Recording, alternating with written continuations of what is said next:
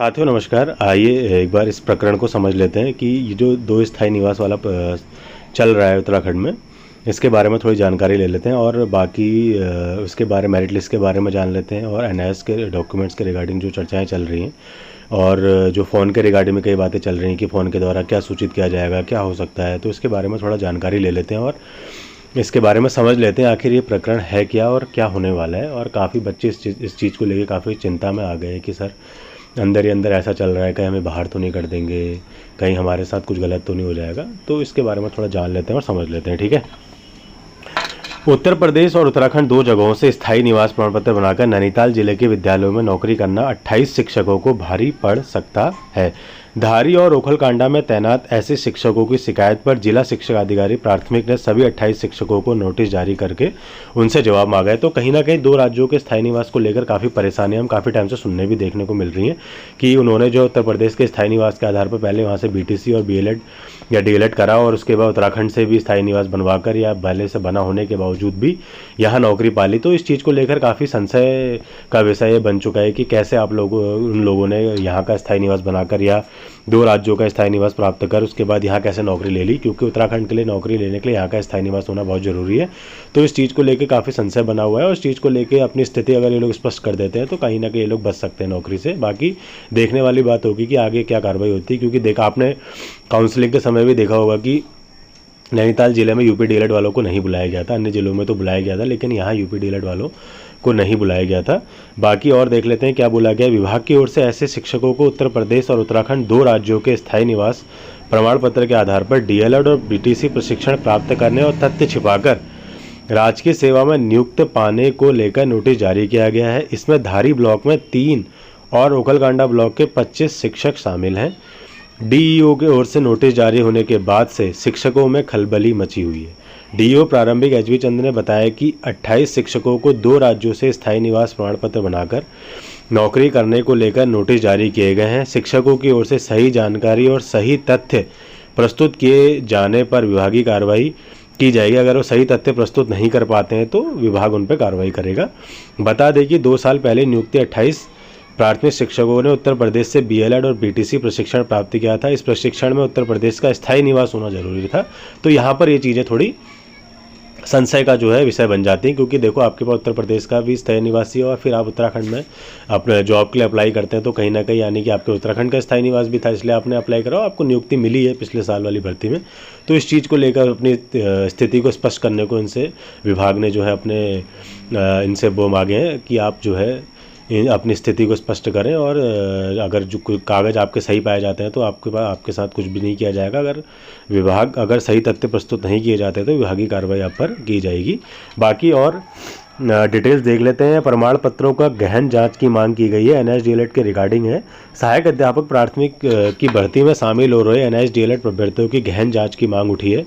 मुख्यमंत्री को भेजे गए ज्ञापन में कहा गया है कि वर्तमान में प्रदेश के विभिन्न जिलों में सहायक अध्यापक प्राथमिक की जो भर्ती गतिमान है, जिसमें सर्वोच्च न्यायालय के आदेशों ने एनआईएस डीएलएड अभ्यर्थियों को शामिल किया जा रहा है। उन्होंने कहा कतिपय अभ्यर्थी फर्जी तरीके से निजी विद्यालयों से सहायक अध्यापक की सेवा का प्रमाण पत्र प्राप्त कर एनआईएस से डीएलएड की फर्जी डिग्री प्राप्त किए हुए हैं।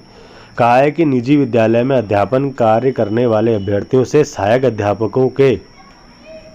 अभ्यर्थियों से विद्यालयों के प्रधानाचार्य से चयन के समय आवश्यक प्रमाण पत्र मंगाए जाएं। कहा है यदि 1 सप्ताह के अंदर वह इन प्रमाण पत्रों को जिला शिक्षा अधिकारी कार्यालय में जमा नहीं कराते हैं तो उनका चयन निरस्त किया जाएगा। मांग करने वालों में एनएस रावत, मधुबाला रावत, ज्योत्सना, मिनी धसमान, शिवानी, आशा आदि शामिल हैं।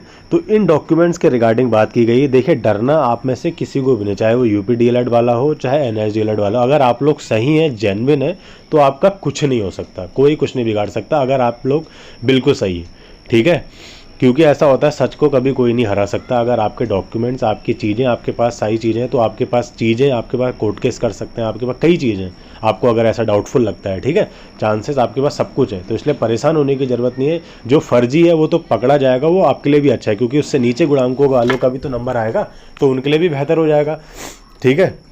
इसलिए डरना नहीं है कि सर एनआईएस डीएलएड के रिगार्डिंग ये क्या चल रहा है, हमें तो नहीं पकड़ा जाए। देखो आप लोग सही हो तो आपके साथ कुछ नहीं होगा। अभी डॉक्यूमेंट्स के रिगार्डिंग ये चर्चाएं पहले से चली हुई आ रही है ना, इसलिए इस चीज़ को लेकर जो है अब काफ़ी सीरियसली लिया जा रहा है। यूपी डीएलएड हो चाहे एनआईएस डीएलएड हो, तो इनके डॉक्यूमेंट्स के रिगार्डिंग कई चीज़ें सही करनी है। तो इसलिए जो है विभाग को आगे बाद में ये कार्रवाई ना करनी पड़े नियुक्ति देने के बाद, तो वो अभी से इस कार्रवाई को करके पहले ही छांट दे रहा है अभ्यर्थियों को। इसलिए होना भी जरूरी है, क्योंकि नियुक्ति देने के बाद उनको काफ़ी परेशानियां हो जाती हैं विभाग को। इसलिए पहले जो हो गई गलती, उस चीज़ को आगे ना दोहराए जाने के फलस्वरूप इसलिए ये कार्रवाई अभी से करी जा रही है। बाकी अगर कोई भी आपको डाउटफुल कोई भी परेशानी आ रही है तो फ़ोन के द्वारा आपको सूचित कर दे रहे हैं कि आपके ये डॉक्यूमेंट्स रह गए हैं, आप प्लीज़ इन्हें हमें प्रोवाइड कर दीजिए इतने इतने दिन में, ठीक है। तो इसलिए परेशान होने की ज़रूरत नहीं, अपने फ़ोन ऑन रखिएगा। जो भी यूपी डीएलएड हो चाहे NS डीएलएड हो, डॉक्यूमेंट्स के रिगार्डिंग अगर आपको कॉल आता है तो अपने डॉक्यूमेंट्स जो है उन्हें सबमिट कर दीजिए और उनको वहाँ वेरीफाई भी करा लीजिए। खाली दे के सबमिट करके नहीं आना, आपको जो भी डाउट लग रहा है वहाँ पूछ के भी आना है, पता करके भी आना है कि सर हमारे साथ ऐसी ऐसी परेशानी है, हम लोग क्या कर सकते हैं, ठीक है। क्योंकि कई अभ्यर्थियों का मैंने सुना भी है, यूपी डीएलएड वाले हो चाहे NS डीएलएड वाले पता करके आए हैं तो उनको ऐसा कुछ नहीं कहा गया, उनको बोला गया आप लोग ठीक है, कोई दिक्कत नहीं होगी। तो ऐसा भी सुनने में आया है, तो इसलिए परेशान होने बिल्कुल ज़रूरत नहीं है। बाकी आज का जो ब्रिज कोर्स में जो आज सुनवाई होनी थी, आज थी 18 तारीख को, जब भी केस लगा हुआ था, शायद मे भी डेट आगे एक्सटेंड मिल गई है उनको, और ऐसा केस ज़्यादा 1 मिनट तक भी नहीं चला था वो।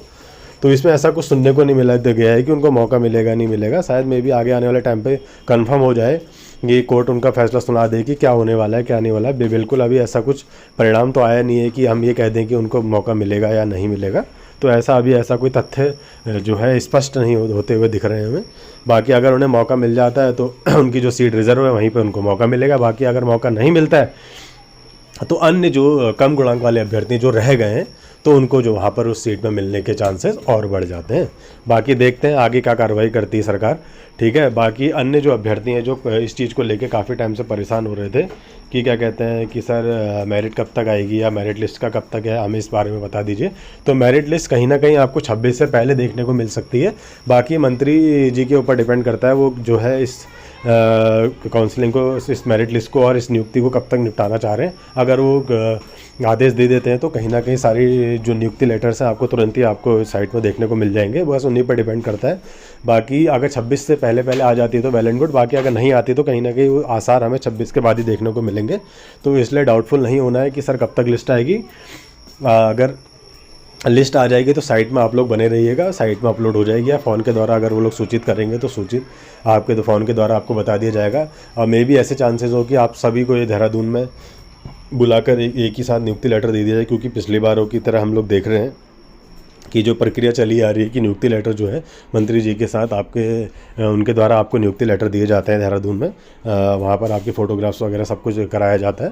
तो ये चांसेस बन सकते हैं कि सभी को आप लोग देहरादून बुलाया जा सकता है, ठीक है। तो इसलिए बने रहिए और बिल्कुल भ्रम में रहना नहीं है, ना टेंशन लेनी किसी भी चीज़ की, मेंटली परेशान नहीं होना है। जो भी होगा सभी के साथ होगा। धीरे धीरे अब कार्रवाई शुरू हो चुकी है लगभग सभी ज़िलों में, और मेरिट लिस्ट अब कहीं ना कहीं जारी हो ही जाएगी। बाकी यूपी डीएलएड वाले NS डीएलएड वाले बिल्कुल परेशान होने की ज़रूरत नहीं है। अगर आप लोग सही हो तो कुछ नहीं होगा आपके साथ।